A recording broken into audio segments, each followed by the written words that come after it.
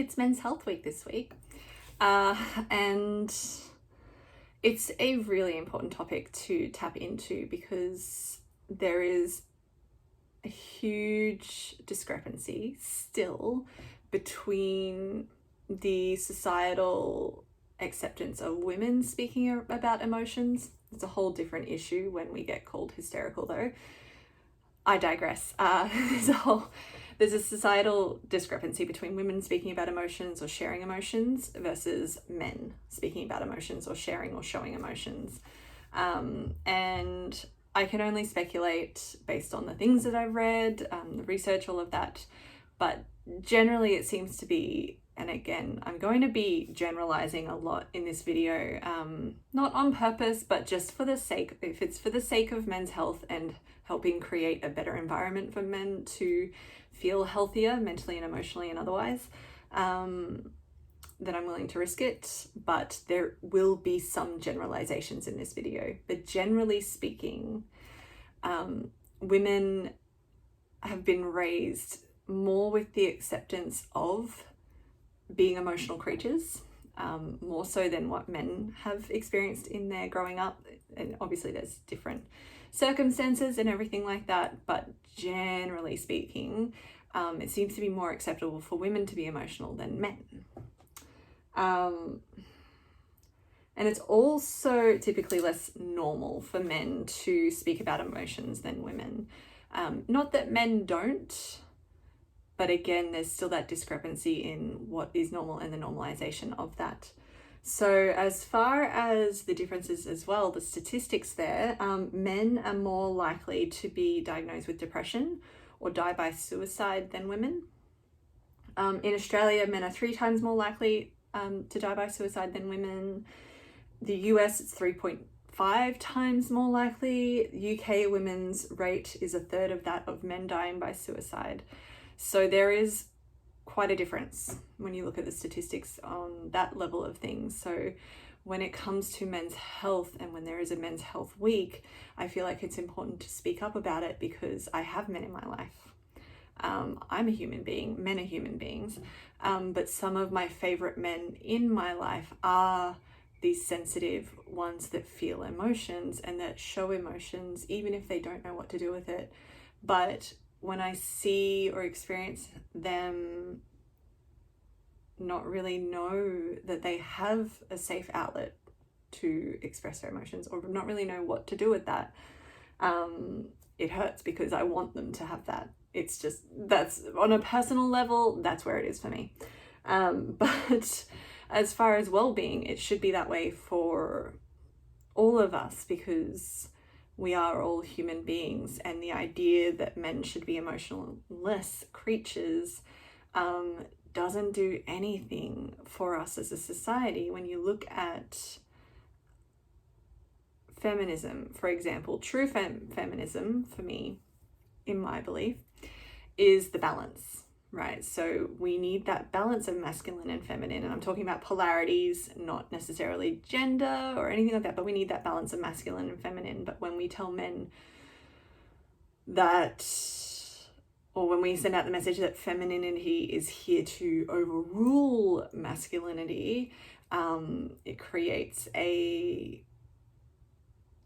barrier to that. It creates an aversion to that. And also when we tell men that femininity is for sissies or whatever we use, I don't know, it creates an issue there in terms of what that means. So without digressing too far into that topic, there needs to be a balance, basically. And for that balance to happen is we also need to allow men to allow themselves to feel emotions, because emotions aren't a girly thing, emotions are a human thing, and it's really, really important. I don't have all the answers, funnily enough. I can only speak from my perspective, my feelings, my opinions, any of that.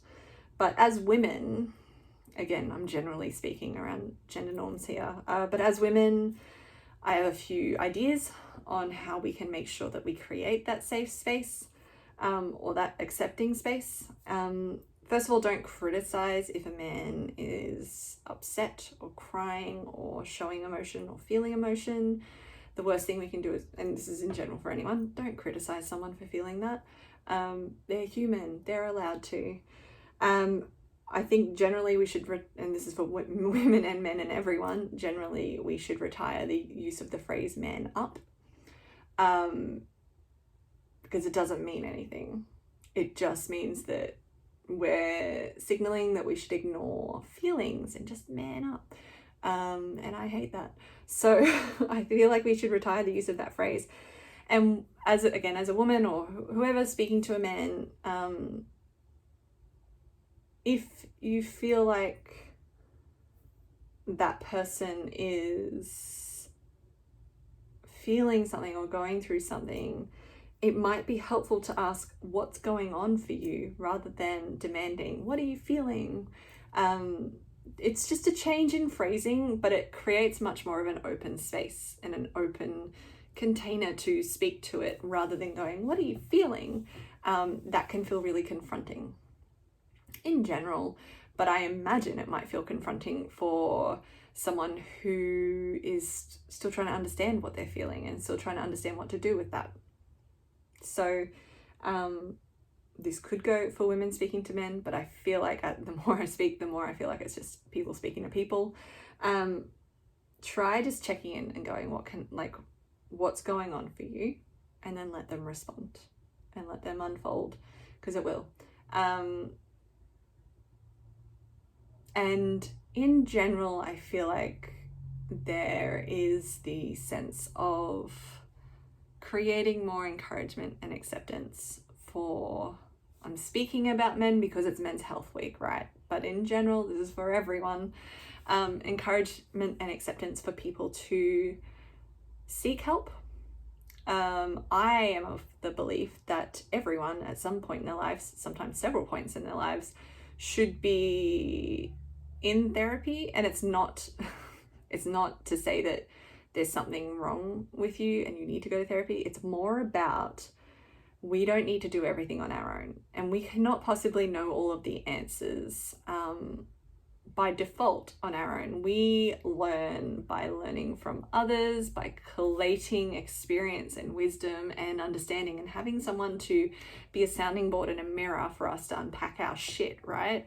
So I'm just going to slip that in there as a suggestion in general for anyone. Like it's okay if you need to go to therapy or talk to someone, if you want to get a coach, or if you want to speak to your partner and just unpack a little, even if you don't understand it. And it is mostly okay that you don't necessarily understand it. Most of us don't. That's the big secret.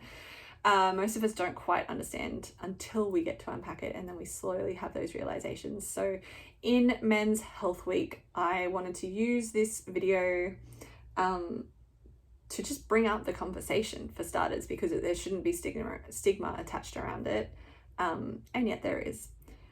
But to bring up the conversation, to create a container of acceptance and understanding, and to encourage men, but also society in general, to be more willing to encourage that acceptance, to say that it is okay to seek help, but also speaking to the generalization, I know, but speaking to the generalization of, some men won't necessarily reach out because they're trying to stay strong, or what they perceive as what strong is. So as people around, even if you are another man, create these spaces that it is okay for people to speak about what they're feeling and to share about what they're feeling, because that helps them to create an understanding around themselves. But when we each do it, we create this better understanding of ourselves, and then we create this better understanding of each other in general. And that's how we cultivate more emotional intelligence as well. So in Men's Health Week, basically the message is there is an issue, there is a discrepancy between men and women in terms of death by suicide and depression diagnosis, and there is a discrepancy in how we normalize men's emotions versus women's emotions. Just again, generally speaking, but it's there. It's still there even now in 2020. So yeah, try to know that and remember that it is normal to feel emotional. It is normal to have mental health things going on. Men typically are all over their physical health, generally speaking, as far as fitness, but there is more to you than that, and we know this. So let's create a space where health and well-being in all its aspects are inclusive of all genders and not just the ones that have previously been described as hysterical, and not just for women, basically. So it's a really important conversation. Maybe there are men's groups of different sorts. They don't have to be called men's groups. They're just healthy groups as a man to go to and share. Or maybe you have that in your friends, in your tribe, or maybe you have that in your partner, whatever it is. I guess it's a little note of encouragement and to let you know that it is okay. And to anyone else, know that this is something that we can take better care of and being aware of as well.